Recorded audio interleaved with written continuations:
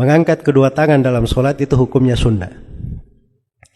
Tapi takbirnya, ada takbiratul ihram, itu rukun sholat. Kalau tidak didatangkan batal sholatnya.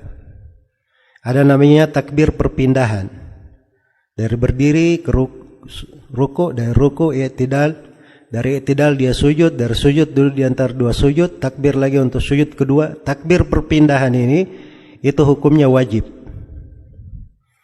Kalau dia lupa, itu cukup sujud sahwi. Kalau dia lupa. Tapi kalau dia tinggalkan sengaja, batal sholatnya. Tinggalkan sengaja. Yang banyak keliru itu di takbir perpindahan. Dari fikih yang disebut oleh para ulama di berbagai madhab, takbir itu dibaca bersama dengan rukunnya. Dibaca bersama rukunnya. Karena itu ada istilah ta'mirul arkan, memakmurkan rukun namanya. Makanya di hadits Abu Hurairah radhiyallahu anhuma tentang orang yang dikatakan al-musi' fi sholatihi, orang yang sholat tapi oleh Nabi disuruh ulangi berulang-ulang kali. Salah satu pengajaran Nabi ketika diajari takbir, setelah berdiri membaca surah, kata Nabi, thumma rka' hatta tatma'inna raki'an, thumma tadil hatta tatma'inna qa'iman. Di sebagian riwayat dia takbir hatta tatma'inna raki'an. Kamu takbir sampai tuma'inina ruku. Jadi takbirnya itu bersama dengan rukunnya.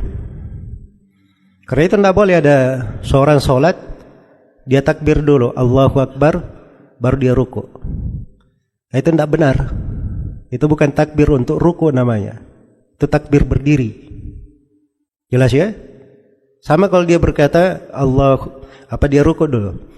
Begitu sudah ruku sempurna baru dia bilang Allahu Akbar. Itu juga takbir bukan pada tempatnya. Itu takbir ruku namanya. Sudah di ruku dia takbir. Kalau ada takbir dari berdiri ke ruku, maka dari posisi rukunya turun ke bawah, di situ dia penuhi takbirnya. Dia boleh takbir dari atas Allah sambil turun ya, Allahu Akbar begini. Atau boleh dia paling sempurnanya kalau dia sambil berjalan dari awal sampai akhir. Misalnya Allahu Akbar.